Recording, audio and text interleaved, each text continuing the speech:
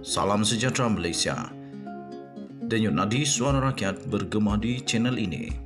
Sebelum kita mulakan berita pada hari ini, jangan lupa tekan butang subscribe, like dan share. Sila tinggalkan komen anda.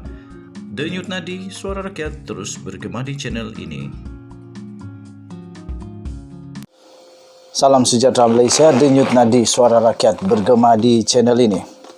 Tuan-tuan dan puan-puan yang dihormati sekalian, suka atau tidak, memang sekarang di seluruh Malaysia ada-ada saja.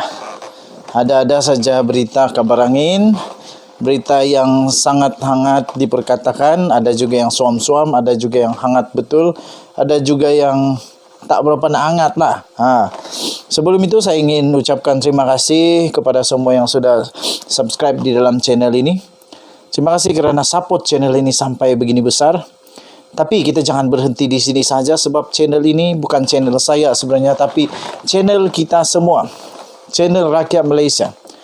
Kita ada satu impian untuk supaya channel ini akan menjadi channel yang cukup besar, berpengaruh dan boleh menjadi suara aspirasi rakyat Malaysia yang boleh sampai kepada yang di Pertuan Agong. Boleh sampai pada Perdana Menteri. Boleh sampai kepada semua orang lah yang cukup berkuasa untuk mendengar suara rakyat. Okey, tuan-tuan dan puan-puan yang dihormati sekalian, terkini ada satu kabar angin bertiup kencang di seluruh Malaysia. Bertiup kencang di seluruh Sabah. Bertiup kencang di seluruh Borneo.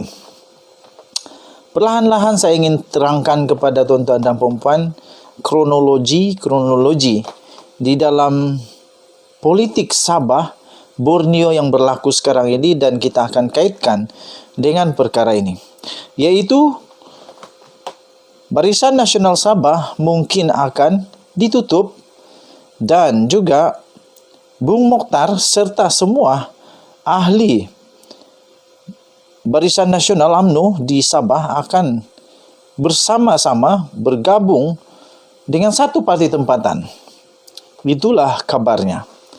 Pertama sekali, tuan-tuan dan puan-puan yang dihormati sekalian, pada pilihan raya negeri yang lalu untuk negeri Sabah, saya boleh katakan mungkin kelihatan GRS dibentuk dalam satu keadaan yang bolehkah kita katakan sebagai terpaksa, hanya supaya boleh menang pilihan raya. Dan kedengaran pada ketika itu, selepas menang pun, UMNO, Barisan Nasional, pimpinan Bung Mokhtar, dan Bersatu serta PBS dan juga beberapa komponen lain di dalam GRS bukannya sekepala sangat, bukannya sehaluan sangat, tetapi seolah-olah, itulah saya katakan, seolah-olah semacam mungkin seolah-olah GRS ini dibentuk dalam satu keadaan yang terpaksa sahaja. Akhirnya, tuan-tuan dan puan-puan, GRS menang dan dibentuklah Kerajaan GRS Sabah, gabungan GRS BN. Barisan Nasional bukan komponen, ingat, bukan komponen di dalam GRS, tetapi kerjasama dengan GRS. Makna kata, Barisan Nasional belum pernah menjadi komponen dalam GRS. Nah, sekarang ini, tuan-tuan dan puan-puan, sebelum hari ini, kemarin, GRS adalah komponen daripada Parti Semenanjung Malaysia bergabung dengan Parti Lokal Sabah, iaitu Parti Bersatu adalah komponen daripada Parti Semenanjung Malaysia bersama dengan Barisan Nasional. Setelah itu, mulai hari ini, tidak ada lagi satu pun parti komponen di dalam GRS kecuali Barisan Nasional yang bukan komponen. Bukan komponen Barisan Nasional. Bukan komponen GRS. Dan, tuan-tuan dan puan-puan, kemudiannya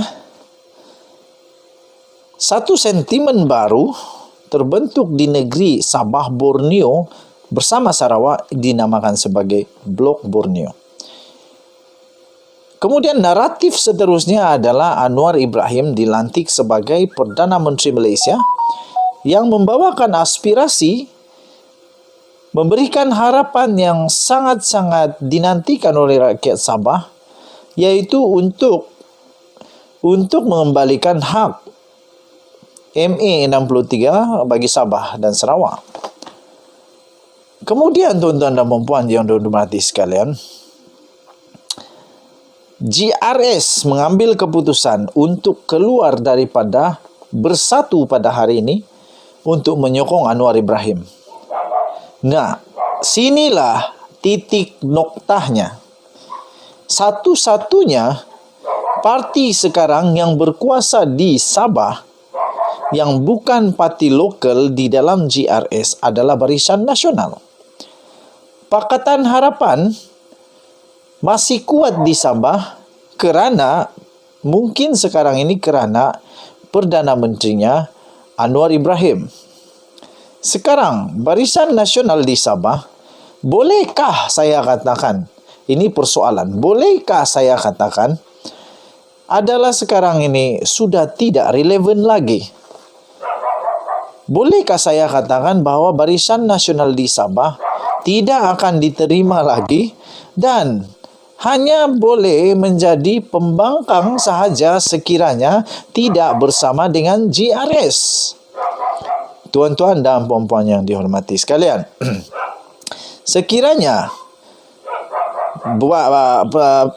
GRS bersama dengan Warisan bergabung, GRS bersama dengan Warisan bergabung, maka tidak perlu lagi Barisan Nasional di dalam GRS. Tidak perlu lagi.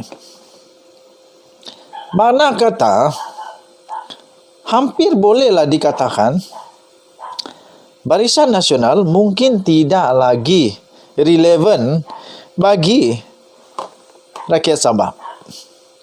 Mahu tidak mahu, mungkin itulah tersebarnya berita kabar angin yang belum tentu, yaitu dikatakan Barisan Nasional akan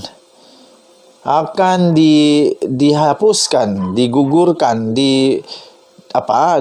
dilupakan di Sabah. Itu soalan bukan pernyataan, jangan salah faham. Ini soalan. Jadi adakah Bung Mokhtar untuk menjadi masih relevan, dia terpaksa untuk keluar daripada Barisan Nasional dan UMNO, dan berita seterusnya yang mungkin menjadi kabar angin, yang boleh jadi kenyataan, ialah Bung Mokhtar bergabung dengan Hajiji untuk membentuk satu parti baru lokal tempatan Sabah, Mesra Kerajaan Persekutuan. Maksudnya kata bukan menjadi komponen di dalam Kerajaan Persekutuan Pakatan Harapan, tetapi memberikan kerjasama kepada Kerajaan Persekutuan supaya proses MA63 dikembalikan kepada Sabah menjadi lebih mudah.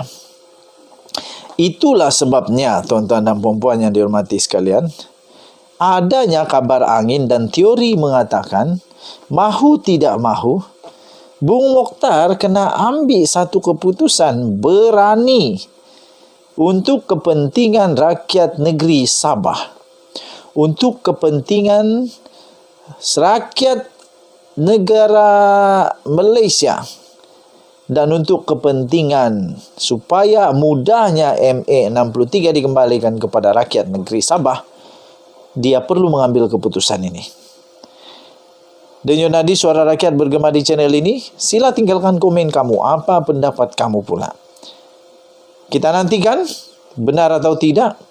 Seperti kata saya kemarin dulu, akan ada 14 wakil rakyat bersatu keluar parti, betul-betul menjadi kenyataan. Adakah ini pun akan jadi kenyataan? Kita nantikan bersama. Bye-bye.